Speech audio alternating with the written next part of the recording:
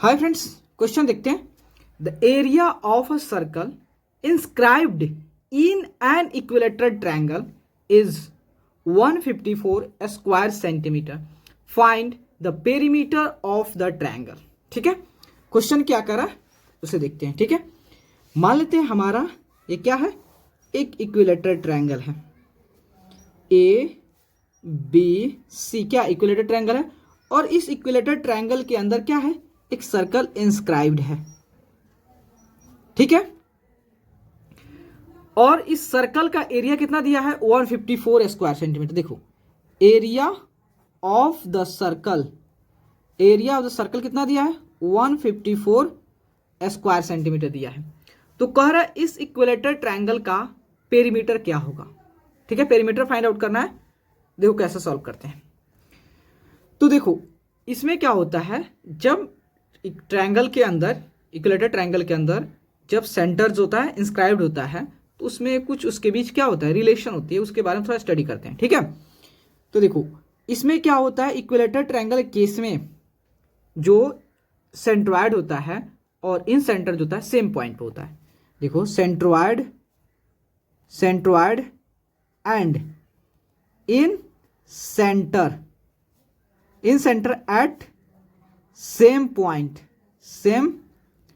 Point. ठीक है, जो इक्विलेटरल ट्रायंगल केस में क्या होता है कि जो सेंट्रॉयड होता है और इन सेंटर होता है सेम, यहीं पे दोनों को दोनों क्या करे, कोइंसाइड करेगा। ठीक है, कोई दिक्कत नहीं यहां तक। तो देखो हम क्या करते हैं, यहां से मीडियन ड्रॉ करते हैं। तो मीडियन क्या किया, ड्रॉ मैंने किया। ठीक है, तो यहां से हमने मीडियन ड्रॉ किया, तो ये हमारा क्या सेंट्रॉयड है और सर्कल का इन सेंटर भी है। तो सेंट्रॉयड जो होता है वो इस मीडियन को 2:1 रेशियो में बांट देता है, दैट मीन्स 2:1 रेशियो में बांट देता है। और इसे मान लेते हैं हम लोग O और ये L, और OL जो है इक्वल टू ऑल्सो R है, किस सर्कल के R के इक्वल भी है। ठीक है, तो देखो हम फाइंड आउट कर रहे हैं रेशियो AL:OL के रेशियो। ठीक है, क्या फाइंड आउट करें, AL:OL के रेशियो। तो सबसे पहले AL का रेशियो फाइंड आउट कर लेते हैं, AL का वैल्यू फाइंड आउट कर लेते हैं। तो देखो आप देखोगे, ध्यान से देखोगे कि AL जो है AL किसके इक्वल है, AO प्लस OL। तो AO कितना है, 2 है, OL कितना है, 1 है। That means AL equal to 2 + 1 3 आ गया, AL 3 आ गया।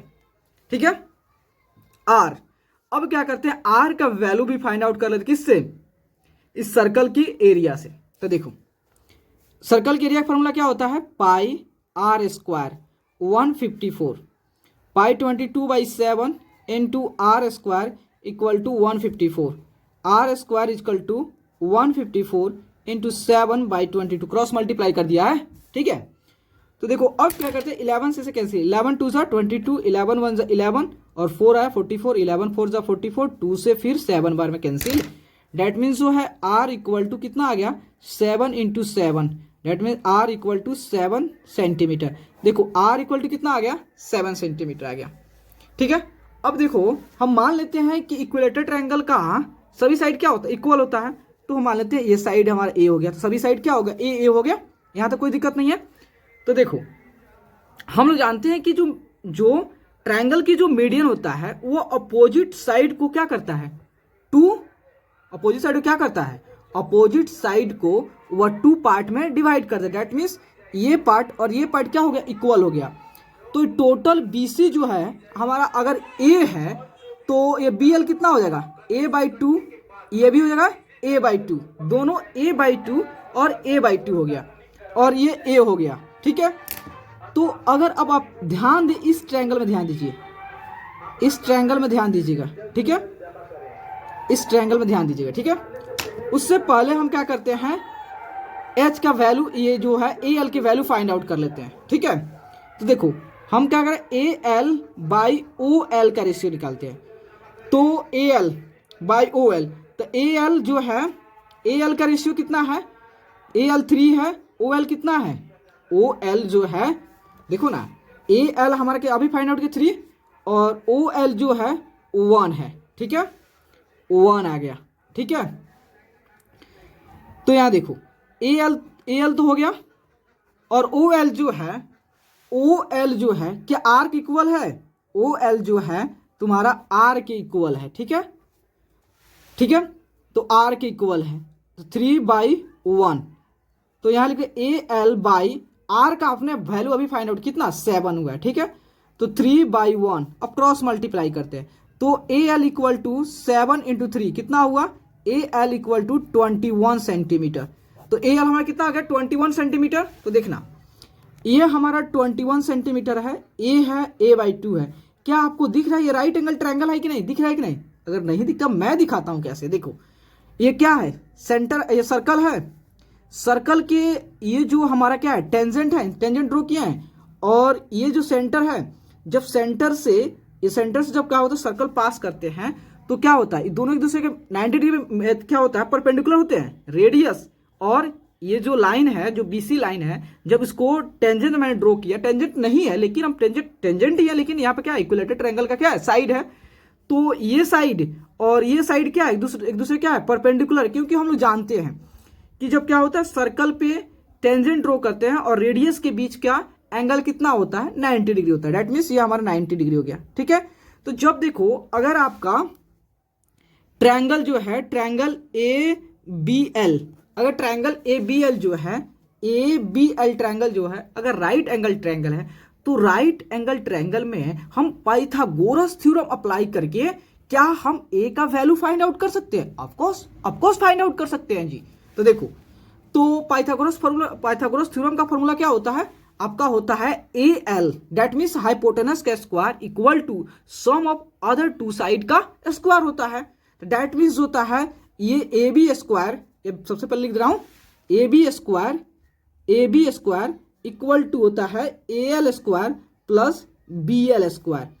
तो ए बी कितना है? तो देख लो पहले, ए बी जो है हमारा ए है, बी एल कितना है? A/2 है, और ए एल कितना है? अपने अभी फाइंड आउट किए, ए एल जो है यहां पे है, ए एल 21 है, ठीक है। तो A B A square, A L जो है A/2 का स्क्वायर, और प्लस बी एल कितना है? 21 का स्क्वायर हो गया। तो A square equal to A square by 4 plus 21 का स्क्वायर क्या होता है? 441 होता है ना। तो यहां से देखिए, तो ए स्क्वायर बाई 4 को इधर शिफ्ट कर देता हूं, तो A square minus A square by 4, यहां कुछ नहीं तो 1 इक्वल टू 441। अब इसका एलसीएम लेंगे 1 और 4 का, तो 4 आ जाएगा, यहां तक कोई दिक्कत नहीं है। तो 1 से 4 को डिवाइड करेंगे तो 4 बार में, देन 4 से a2 स्क्वायर के साथ मल्टीप्लाई करेंगे तो 4a2 स्क्वायर, माइनस 4 से 4 को डिवाइड करेंगे तो 1 आएगा, और 1 से a2 स्क्वायर को मल्टीप्लाई करेंगे तो a स्क्वायर इक्वल टू 44 आ गया, ठीक है। इसको यहां पे सॉल्व कर दे रहा हूं, ठीक है। तो 4a square minus a square कितना हो गया? 3a square by 4 equal to यहाँ पे 440 कितना होगा जी? हाँ जी, 4 यहाँ पे 1 होगा जी, ठीक है, 441। तो देखो 3, अब क्रॉस मल्टीप्लाई करते, ए स्क्वायर इक्वल टू कितना? 441 इंटू 4, ठीक है, आपका बाई 3 आपका। तो 3 से 3 1 सा 3 हो गया, और 3 चौका 3 1 जा 3, और 12 हुआ यहाँ पर, तो 3 चौका 12 और 7 त्रिका 21, 7 त्रिका 21 हुआ, ठीक है। That means A square equal to 147 into 4। अब 147 का क्या कहते हैं? फैक्टर निकालते, ठीक है। यहां देखो 147 का, तो देखो तो क्या कहते हैं इसको? आपका 7 4 11 12 3 से, तो 3 चौका 12 और 9 त्रिका 27, फिर 7 से 7 7 49, ओके। तो देखो ए इधर है, तो इधर क्या है? स्क्वायर रूट है। 147 कैसे लिख सकते हैं? इस फैक्टर के फॉर्म में, that means 3 into 7 into 7 into 4 को आप कैसे लिख सकते हो? 2 इंटू 2 लिख सकते हो ना। तो देखो a इक्वल टू आपका आ गया। तो देखो अब यहाँ पे जो है इक्वल फैक्टर का पेयर है, तो उसमें से एक फैक्टर को बाहर कर लेंगे, डेट मीन्स 7 इंटू 2 को बाहर कर लेंगे, केवल 3 हमारा अंदर हो जाएगा। तो a का वैल्यू है 7 इंटू 2 14 रूट 3 आ गया, a का वैल्यू आ गया। अब हमें क्या निकालना है? पेरीमीटर निकालना है, ठीक है। तो अभी देख लेते हैं। तो देखो, तो पेरीमीटर इक्वल टू क्या होता है? ए तो आ गया, दैट मीन्स देखो इस साइड ए का जो क्या है? इक्विलेटर ट्रायंगल, इक्विलेटर ट्रायंगल का साइड निकल गया, तो पेरीमीटर क्या होगा 3a होगा। तो देखो पेरीमीटर इक्वल टू, यहां पे लिख दे रहा हूं,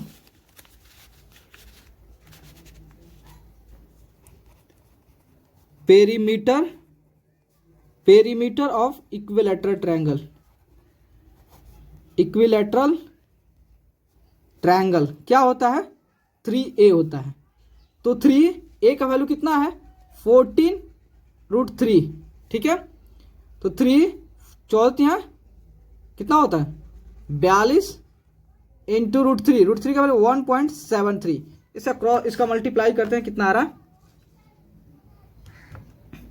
तो आपका हो गया इंटू 1.73 आ रहा 72.66 सेंटीमीटर में कि मीटर में, देख लेते हैं सेंटीमीटर में, ठीक है।